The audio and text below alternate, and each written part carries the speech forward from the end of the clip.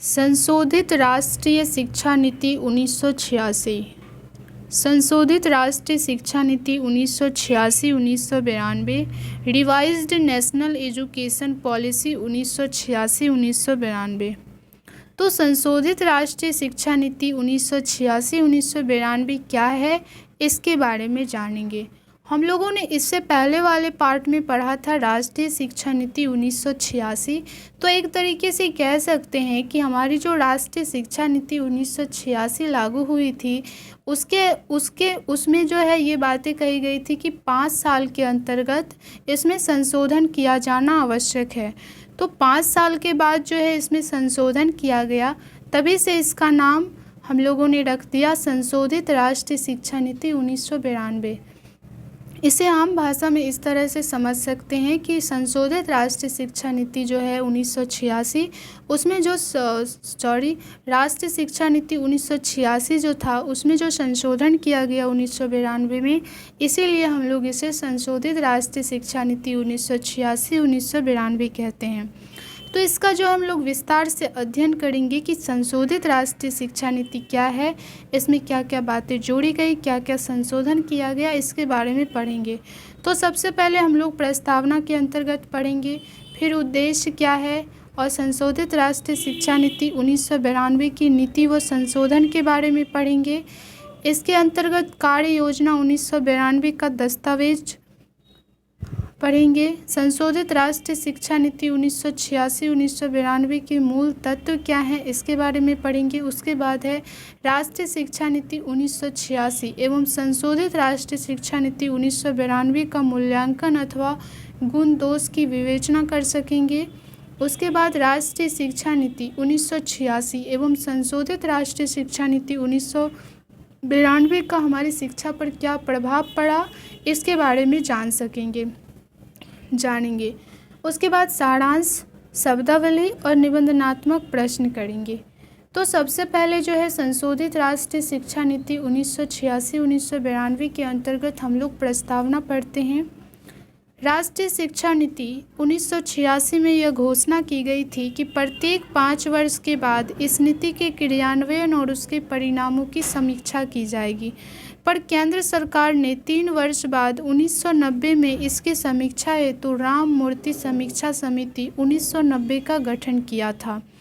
अभी इस समिति के प्रतिवेदन पर विचार भी शुरू नहीं हुआ था कि सरकार ने 1992 में इस नीति के क्रियान्वयन एवं परिणामों की समीक्षा हेतु जनार्दन रेड्डी समिति 1992 का गठन कर दिया। इन दोनों समितियों की रिपोर्ट के आधार पर सरकार ने 1992 में ही राष्ट्रीय शिक्षा नीति 1986 में कुछ संशोधन कर दिए और इसे संशोधित राष्ट्रीय शिक्षा नीति 1986 national policy on education with modification undertaken इन 1992 यानी 1992 के नाम से प्रकाशित किया गया।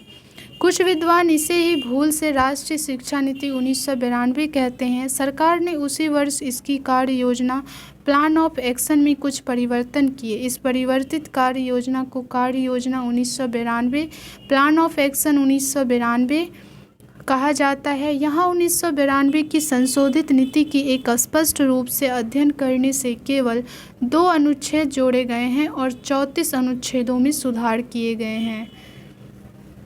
तो जो प्रमुख बातें इसके अंतर्गत कही गई है उसमें यही कहा गया है कि 5 वर्ष के बाद इस नीति के क्रियान्वयन और उसके परिणामों की समीक्षा की जाएगी। ये बातें तो कही गई थी, परंतु जो है 3 वर्ष के बाद 1990 में ही एक समिति का गठन किया गया, राम मूर्ति समीक्षा समिति। उसके बाद अभी इस समिति पर प्रतिवेदन और विचार की ज़रूरत ही थी कि तभी सरकार ने 1992 में इस नीति के क्रियान्वयन एवं परिणामों की समीक्षा हेतु जनार्दन रेड्डी समिति का गठन कर दिया, जो 1992 में आया। इन दोनों समितियों की रिपोर्ट के आधार पर सरकार ने जो है 1992 में ही राष्ट्रीय शिक्षा नीति ला रही थी, परंतु 1986 की जो शिक्षा नीति थी उसमें भी संशोधन किया गया 1992 में ही। तो ये सारी बातें जो मिला जुला कर तो ये राष्ट्रीय शिक्षा नीति 1992 की संशोधन कहलाई जो इसमें प्रमुख रूप से शामिल की गई। और इसके अंतर्गत जो है कार्य योजना भी लाई गई 1992, कार्य योजना 1992, प्लान ऑफ एक्शन, तो इसे ये नाम दिया गया। उसके बाद जो है 1992 की संशोधित नीति एक स्पष्ट रूप से अध्ययन करने से केवल 2 अनुच्छेद जोड़े गए इसमें, और 34 अनुच्छेदों में जो है सुधार किए गए इसके अंतर्गत। तो अब इसके उद्देश्य पढ़ लेते हैं कि इसे पढ़ने से हम किन किन बातों को जान सकेंगे। तो सबसे पहला है संशोधित राष्ट्रीय शिक्षा नीति 1992 के दस्तावेज को समझ सकेंगे, कार्य योजना 1992 का दस्तावेज व प्रक्रिया को समझ सकेंगे, संशोधित राष्ट्रीय शिक्षा नीति 1986-92 के मूल तत्व को समझ सकेंगे, राष्ट्रीय शिक्षा नीति 1986 एवं संशोधित राष्ट्रीय शिक्षा नीति 1992 के गुण से बच्चों को लाभान्वित कर सकेंगे, और राष्ट्रीय शिक्षा नीति 1986 एवं संशोधित 1992 के दोष को भी जान सकेंगे कि इसमें क्या प्रमुख दोष हैं और क्या प्रमुख गुण हैं। इससे लाभान्वित होकर बच्चों को जो है कि शिक्षा दे पाएंगे, उसको लाभान्वित कर सकेंगे। तो इसके दोष के बारे में पढ़ेंगे कि इसमें क्या क्या दोष है, डिमेरिट्स क्या क्या हैं, इसके बारे में जान सकेंगे। तो अब हम लोग पढ़ते हैं संशोधित राष्ट्रीय शिक्षा नीति 1992 की नीति व संशोधन। तो इसमें क्या क्या नीति लाई गई और क्या क्या संशोधन किया गया, इसके बारे में पढ़ते हैं। भारत सरकार ने 1992 में राष्ट्रीय शिक्षा नीति 1986 में निम्नलिखित संशोधन किए हैं। भाग 1 भूमिका और भाग 2 शिक्षा का सार और उसकी भूमिका में कोई संशोधन एवं परिवर्तन नहीं किया गया।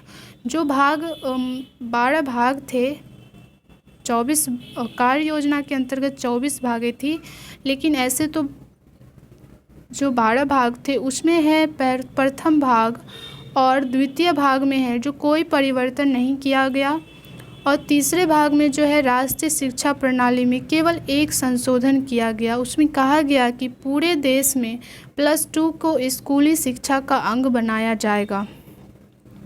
चतुर्थ भाग में संशोधन किया गया, समानता के लिए शिक्षा में 4 संशोधन किए गए हैं। पहला, समग्र साक्षरता अभियान पर और अधिक बल दिया जाएगा। राष्ट्रीय साक्षरता मिशन NLM को निर्धनता निवारण, राष्ट्रीय एकता, पर्यावरण संरक्षण, छोटा परिवार, नारी समानता को प्रोत्साहन, प्राथमिक शिक्षा के सार्वभौमिकरण और प्राथमिक स्वास्थ्य परिचर्या से जोड़ा जाएगा। रोजगार या स्वरोजगार केंद्रित एवं आवश्यकता एवं रुचि पर आधारित व्यावसायिक व कौशल प्रशिक्षण कार्यक्रमों पर बल दिया जाएगा। नव साक्षरों के लिए साक्षरता के उपरांत सतत शिक्षा के व्यापक कार्यक्रम उपलब्ध कराए जाएंगे। तो ये जो भाग 4 के अंतर्गत जो समानता के लिए शिक्षा में की बात की गई थी, इसमें प्रमुख 4 संशोधन किए गए, जिसमें समग्र साक्षरता अभियान, राष्ट्रीय साक्षरता मिशन, उसके बाद जो है स्वरोजगार और स्वरोजगार केंद्रित आवश्यकता की बात कही गई, नव साक्षरों के लिए साक्षरता के उपरांत सतत शिक्षा के व्यापक कार्यक्रम की बात की गई। तो ये सारी बातों के संशोधन के द्वारा जोड़ा गया। भाग 5 में विभिन्न स्तरों पर शिक्षा का पुनर्गठन, शिशुओं की देखभाल और शिक्षा में 7 संशोधन किए गए हैं। उन 7 संशोधन के बारे में हम लोग पढ़ते हैं। पहला है, ब्लैक बोर्ड योजना के अंतर्गत प्रत्येक प्राथमिक विद्यालय में कम से कम 3 बड़े कमरों और 3 शिक्षकों की व्यवस्था की जाएगी। पहले क्या था, 2 बड़े कमरे होंगे और 2 शिक्षकों की ही नियुक्ति की जाएगी, लेकिन जब संशोधन किया गया तो इसमें ये बातें कही गई कि कम से कम 3 बड़े कमरों और 3 शिक्षकों की व्यवस्था की जाएगी। उसके बाद भविष्य में प्राथमिक स्कूलों में नियुक्ति होने वाले शिक्षकों में 50% महिलाएं होंगी। ब्लैक बोर्ड योजना को उच्च प्राथमिक विद्यालयों में भी लागू किया जाएगा। अनिवार्य एवं निःशुल्क शिक्षा के लक्ष्य को 2000 तक प्राप्त करने हेतु एक राष्ट्रीय मिशन चलाया जाएगा। माध्यमिक शिक्षा में लड़कियों और अनुसूचित जाति व अनुसूचित जनजातियों के बच्चों के नामांकन पर बल दिया जाएगा। मुक्त अधिगम प्रणाली को सुदृढ़ किया जाएगा। परीक्षा एवं मूल्यांकन में सुधार हेतु राष्ट्रीय मूल्यांकन संगठन गठित किया जाएगा। तो ये प्रमुख बातें जोड़ी गई। भाग 6 में तकनीकी तथा प्रबंध शिक्षा में केवल एक संशोधन किया गया, और वह है अखिल भारतीय तकनीकी शिक्षा परिषद का गठन और को सुदृढ़ किया जाएगा, ये बातें कही गई। जो अखिल भारतीय तकनीकी शिक्षा परिषद AICTE है उसमें जो सुदृढ़ीकरण किया जाएगा उसका, ये बातें कही गई। उसके बाद भाग 7 में शिक्षा व्यवस्था को कारगर बनाने में कोई संशोधन नहीं किया गया है। भाग 8 में शिक्षा की विषय वस्तु और प्रक्रिया को नया मोड़ देने में 2 संशोधन किए गए हैं। प्रथम जो है, प्राथमिक एवं माध्यमिक शिक्षा में जनसंख्या शिक्षा पर विशेष बल दिया जाएगा। परीक्षा संस्थाओं के दिशा निर्देशन हेतु परीक्षा सुधार प्रारूप तैयार किया जाएगा। भाग 9 में शिक्षक के संबंध में कोई संशोधन नहीं किया गया है। जो पहले थी नीति उसी को लागू किया गया। उसके बाद जो है भाग 10 में शिक्षा का प्रबंध में केवल एक संशोधन किया गया है और वह है शिक्षा पर राष्ट्रीय आय का 6% से अधिक व्यय कर किया जाएगा। पहले क्या था कि 6% ही व्यय करना है, लेकिन अब कहा गया इसमें 1992 की राष्ट्रीय शिक्षा नीति में कि इसमें जो है 6% से अधिक खर्च किया जाएगा। जो हमारी राष्ट्रीय आय है उससे 6% से अधिक खर्च किया जाएगा। तो ये बातें कही गई, परंतु अभी भी 6% ही है। भाग 11 में कहा गया संसाधन और समीक्षा पर बल दिया गया। भाग 12 में भविष्य में कोई संसाधन नहीं बढ़ाया जाएगा। तो राष्ट्रीय शिक्षा नीति के जो दस्तावेज थे उसमें कुल भाग 12 थे और 12 में जो है सबसे ज़्यादा जो है संशोधन किया गया और बातें शामिल की गई वो है और जो है ये इसमें भाग 5 में जो शिशुओं की देखभाल और शिक्षा से संबंधित थी। उसके बाद भाग 4 में समानता के लिए जो शिक्षा थी उसके बारे में, और भाग 3 में भी जोड़ी गई हैं एक बातें। भाग 1 और भाग 2 में कुछ नहीं किया गया। उसी तरह भाग 6 में भी एक बात जोड़ी गई, वो अखिल भारतीय तकनीकी शिक्षा परिषद का सुदृढ़ीकरण की, और भाग 7 में कोई परिवर्तन नहीं किया गया। शिक्षा व्यवस्था को कारगर बनाने में कोई संशोधन नहीं किया गया। फिर जो है भाग 9 में भी कुछ नहीं किया गया जो शिक्षक के संबंध में था। उसके बाद भाग 11 में संसाधन और समीक्षा पर बल दिया गया। भाग 12 में भविष्य में कोई संसाधन नहीं बढ़ाया गया है। तो ये सारे प्रमुख जो भाग थे उसमें जो संशोधन किए गए उसके बारे में। अब जो राष्ट्रीय शिक्षा नीति की कार्य योजना थी तो 1992 में भी कार्य योजना आई संशोधन करके। उसके बारे में पढ़ते हैं कि इसमें क्या क्या बातें संशोधित करके शामिल की गई। तो कार्य योजना 1992 का दस्तावेज किस प्रकार तैयार किया गया संशोधित करके, इसे देखते हैं। भारत सरकार ने 1992 में राष्ट्रीय शिक्षा नीति 1986 में संशोधन के साथ साथ उसकी कार्य योजना में भी कुछ संशोधन किए और उसे कार्य योजना 1992 के नाम से प्रकाशित किया। कार्य योजना 1986 यह 24 भागों में विभाजित थी। कार्य योजना 1992 को 23 भागों में विभाजित किया गया है। कार्य योजना 1992 के 23 शीर्षक हैं। तो पहले जो था राष्ट्रीय शिक्षा नीति 1986 में 24 प्रमुख भाग थे। तो फिर जो कार्य योजना 1992 आई संशोधित करके उसमें 23 भागों को रखा गया। तो चलिए 23 भागों को पढ़ते हैं, इसमें क्या क्या बातें कही गई। तो पहला है प्रारंभिक शिक्षा एलिमेंट्री एजुकेशन, दूसरे भाग में माध्यमिक शिक्षा सेकेंडरी एजुकेशन, तीसरे भाग में शिक्षा उच्च शिक्षा हायर एजुकेशन, चतुर्थ में विकलांगों की शिक्षा एजुकेशन ऑफ हैंडीकैप्ड, और पांचवें भाग में कहा गया प्रौढ़ एवं सतत शिक्षा एडल्ट एंड कंटिन्यूइंग एजुकेशन, छठे भाग में पूर्व बाल्यकाल परिचर्या एवं शिक्षा early childhood care and education की बात, फिर सातवें भाग में नारी समानता के लिए शिक्षा एजुकेशन फॉर वोमेन इक्वलिटी, आठवें भाग में अनुसूचित जाति अनुसूचित जनजाति तथा पिछड़े वर्गों की शिक्षा education of scheduled caste scheduled tribes and backward classes. उसके बाद जो है 9वें भाग में कहा गया नवोदय विद्यालय, दूसरे 10th भाग में व्यावसायिक शिक्षा वोकेशनल एजुकेशन रखी गई, और 11th नंबर पर रखा गया अल्पसंख्यकों की शिक्षा एजुकेशन ऑफ माइनॉरिटीज़।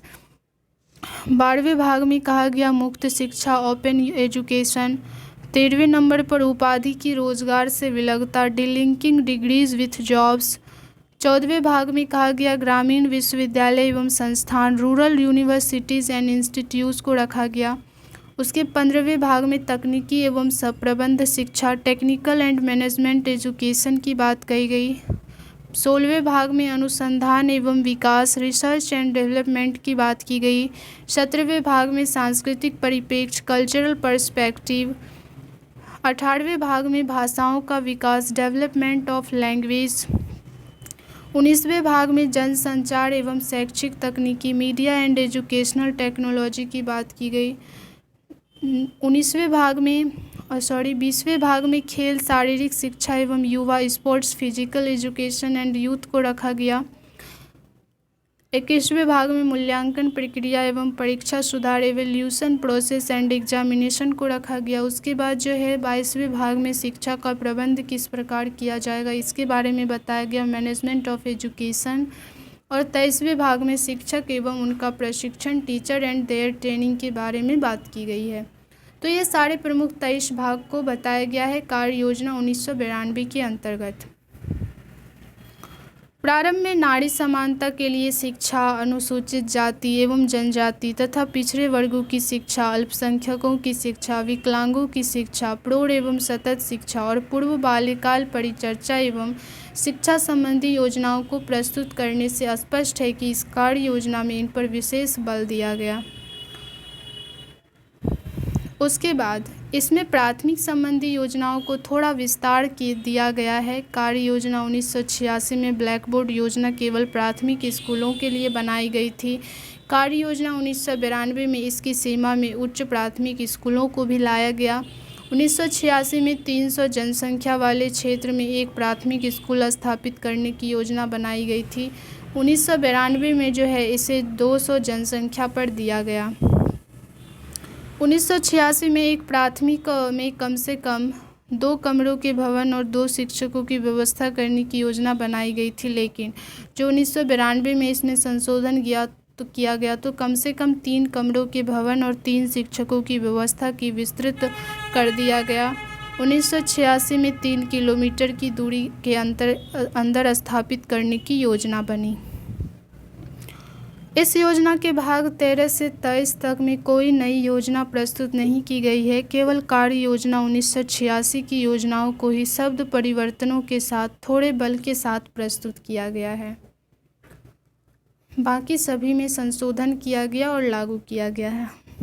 तो सारी बातें वही है, बस थोड़ी थोड़ी बातें संशोधित करके जोड़ दी गई है 1992 में। अब संशोधित राष्ट्रीय शिक्षा नीति 1986-1992 के मूल तत्व क्या हैं इसके बारे में जानते हैं। यदि राष्ट्रीय शिक्षा नीति 1986 में किए गए संशोधन और उसकी कार्य योजना 1992 को समग्र रूप में से देखा जाए तो यह स्पष्ट होगा कि इनसे उसके राष्ट्रीय शिक्षा नीति 1986 के मूल तत्वों में कोई परिवर्तन नहीं हुआ है। यहाँ कुछ ही मूल तत्वों का वर्णन प्रस्तुत है।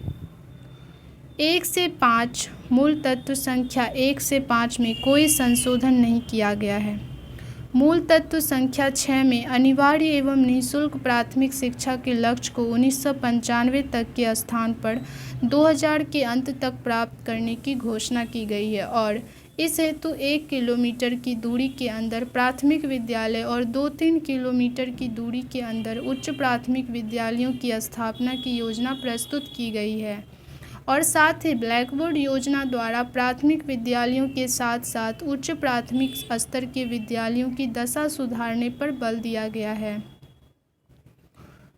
मूल तत्व संख्या 6 में पहला संशोधन तो यह किया गया कि +2 को स्कूली शिक्षा का अंग बनाया जाएगा। दूसरा संशोधन यह किया गया कि +2 पर बालिकाओं और अनुसूचित जातियों एवं अनुसूचित जनजातियों के बच्चों को वाणिज्य, विज्ञान और व्यावसायिक धारा में लाने के लिए विशेष प्रयत्न किए जाएंगे। और तीसरा संशोधन यह किया गया कि इस स्तर पर शैक्षिक तकनीकी का प्रयोग किया जाएगा। मूल तत्व संख्या 8 में केवल एक संशोधन किया गया है कि नए विश्वविद्यालयों और महाविद्यालयों की स्थापना केवल वहीं की जाएगी जहां बहुत आवश्यक होगी। 9 से 21 मूल तत्व में संख्या 9 से 21 में कोई संशोधन नहीं किया गया है। साफ जाहिर है कि राष्ट्रीय शिक्षा नीति 1986 में जो संशोधन 1992 में किए गए हैं और उसके क्रियान्वयन के लिए जो कार्य योजना 1992 बनाई गई थी, उससे राष्ट्रीय शिक्षा नीति 1986 के मूल तत्वों का विस्तार भर हुआ है। अतः उसे राष्ट्रीय शिक्षा नीति 1992 मानना युक्ति संगत नहीं है।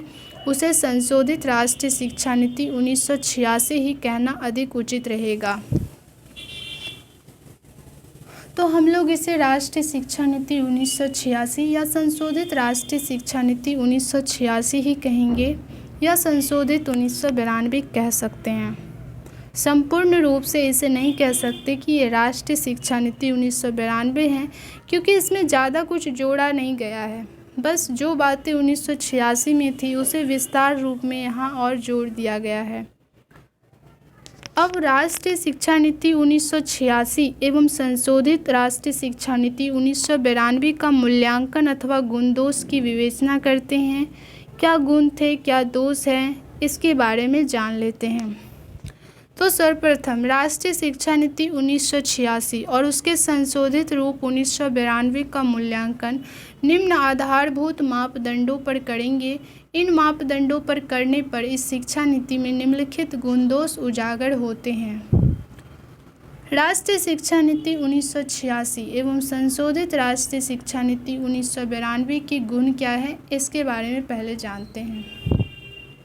यूँ तो राष्ट्रीय शिक्षा नीति 1986 और उसके संशोधित रूप 1992 में जो कुछ प्रस्तावित है वह सब कुछ बहुत अच्छा है, परंतु इस नीति की कुछ बातें अन्य नीतियों से बहुत ऊपर है। उन्हें ही हम इसकी विशेषता मान सकते हैं। शिक्षा राष्ट्रीय महत्व की वस्तु। पहली बात है शिक्षा राष्ट्रीय महत्व की वस्तु।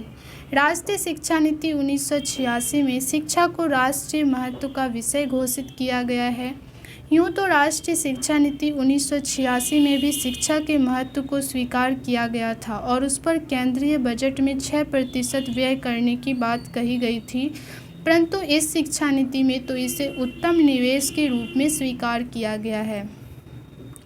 दूसरी जो इसके मेरिट हैं, विशेषताएं हैं, वो है कार्य योजना एवं वित्त व्यवस्था। राष्ट्रीय शिक्षा नीति 1986 और संशोधित राष्ट्रीय शिक्षा नीति 1992 भारत की ऐसी पहली शिक्षा नीति है जिसके क्रियान्वयन के लिए पूरी कार्य योजना प्लान ऑफ एक्शन विस्तृत रूप से प्रस्तुत की गई और उसके लिए आवश्यक वित्त व्यवस्था भी की गई। तो ये भारत के लिए जो बहुत बड़ी उपलब्धि थी राष्ट्रीय शिक्षा नीति को लागू करना। तो यहाँ से भी हम इसकी विशेषताओं के बारे में बता सकते हैं। उसके बाद है जो निश्चित शिक्षा संरचना। इस राष्ट्रीय शिक्षा नीति में राष्ट्रीय नीति 1968 द्वारा घोषित 1+2+3 शिक्षा संरचना को पूरे देश में अनिवार्य रूप से लागू करने पर बल दिया गया है और प्रथम 10 वर्षीय शिक्षा के लिए आधारभूत पाठ्यचर्या प्लान ऑफ एक्शन और +2 पर स्थान विशेष की आवश्यकता अनुसार पाठ्यचर्या के निर्माण पर बल दिया गया है।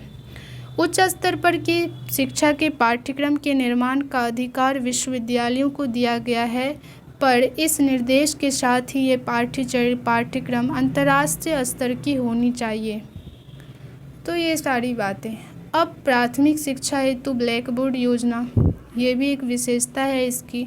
प्राथमिक शिक्षा को अनिवार्य एवं निःशुल्क करने की बात तो प्रारंभ से ही कही जाती रही है, पर प्राथमिक विद्यालयों के सुधार की बात राष्ट्रीय शिक्षा नीति 1986 में ही कही गई है और उसके लिए ब्लैक बोर्ड कार्य योजना बनाई गई और उसका क्रियान्वयन भी किया जा रहा है। वर्ष 1987 से 2007 के दौरान प्राथमिक और 40% उच्च प्राथमिक स्कूलों को इस योजना का लाभ पहुंचाया जा चुका था।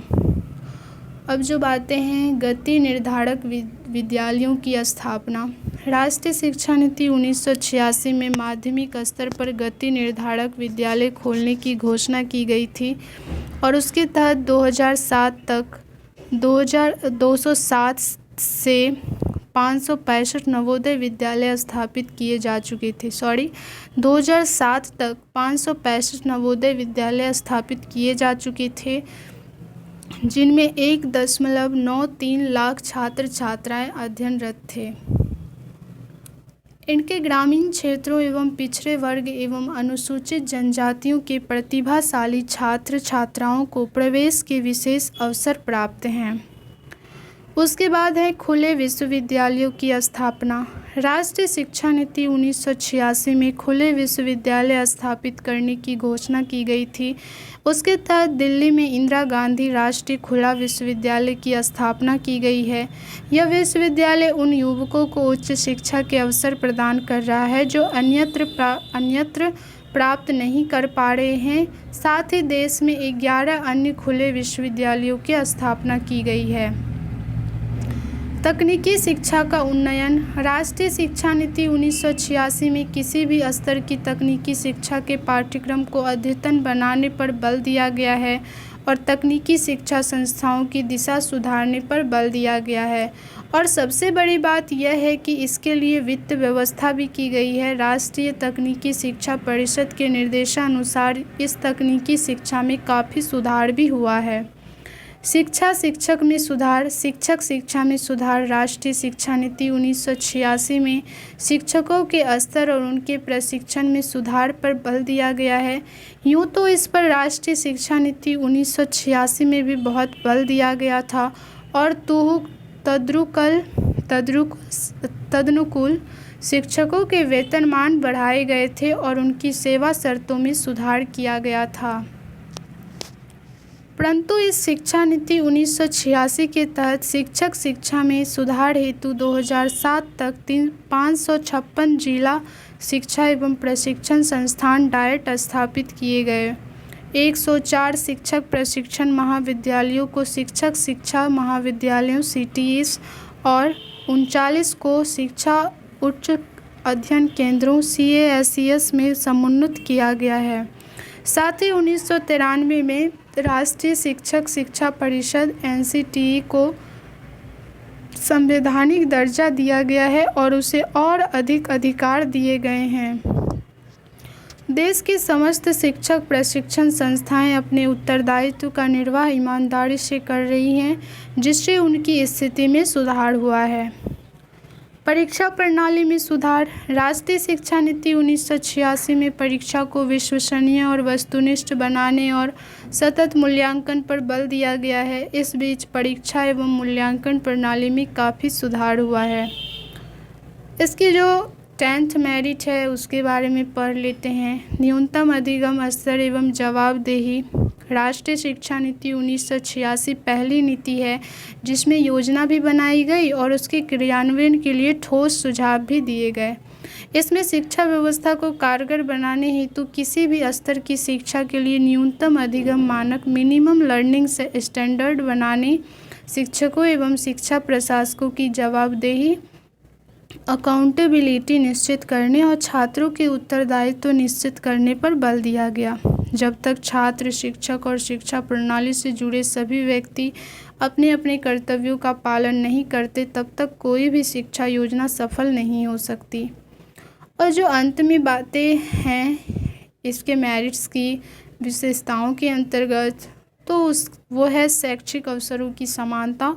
तो राष्ट्रीय शिक्षा नीति 1986 और उसके संशोधित रूप 1992 में शैक्षिक अवसरों की समानता की प्राप्ति पर बहुत बल दिया गया है और उसके लिए ठोस कदम उठाने पर बल दिया गया है और इसकी प्राप्ति के लिए वित्त व्यवस्था भी की गई है। यह बात दूसरी है कि इस दिशा में अब तक जो भी कार्य किए गए हैं वे वोट की राजनीति पर अधिक आधारित है, परंतु लोकतंत्र की मांग पर कम है। तो इससे कोई फ़र्क नहीं पड़ता। फिर भी हमारी जो राष्ट्रीय शिक्षा नीति लागू की गई है उसमें संशोधित जो किया गया है, तो उसमें जो भी बातें हैं वो सबसे प्रमुख है और बहुत क्रियान्वित रूप से कार्य कर रही है। भले ही उस पर राजनीति हो रही हो, ये अलग बात है। धीरे धीरे सुधार किया जा सकता है और सुधार होना ज़रूरी है।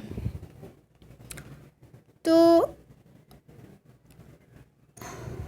नेक्स्ट पार्ट में जो है हम लोग राष्ट्रीय शिक्षा नीति के जो प्रमुख दोष हैं उसके बारे में पढ़ेंगे। जो संशोधित किए गए 1992 में जो लागू की गई राष्ट्रीय शिक्षा नीति, उसके प्रमुख दोषों के बारे में पढ़ेंगे और जानेंगे। तो हम लोगों ने इस पार्ट में पढ़ा राष्ट्रीय शिक्षा नीति 1986 और संशोधित राष्ट्रीय शिक्षा नीति 1992 जो लागू की गई, उसके क्या प्रमुख गुण हैं इसके बारे में। इससे भी पहले हम लोगों ने पढ़ा राष्ट्रीय शिक्षा नीति संशोधित राष्ट्रीय शिक्षा नीति 1992 के मूल तत्व, इसमें क्या संशोधन किया गया। उसके बाद राष्ट्रीय शिक्षा नीति जो कार्य योजना थी उसको जो फिर 1992 में उसकी दस्तावेज जो लागू की गई थी, तो पहले था 24 भाग, उसके बाद जो है एक भाग को हटा के 23 भाग में ही इसको संशोधित करके इसका नया प्रारूप दिया गया। उसके बाद जो राष्ट्रीय शिक्षा नीति 1986 थी उसकी नीतियों में संशोधित करके नीति एवं संशोधन करके उसमें नई बातें जोड़ी गई और प्रमुख संशोधन की गई। कुछ भाग ऐसे थे जिसे हूबहू इसमें डाल दिया गया। तो ये सारी बातें जो है संशोधित राष्ट्रीय शिक्षा नीति 1986-92 के अंतर्गत हम लोगों ने पढ़ा। नेक्स्ट पार्ट में पढ़ेंगे राष्ट्रीय शिक्षा नीति संशोधित राष्ट्रीय शिक्षा नीति 1992 के प्रमुख दोष क्या हैं इसके बारे में।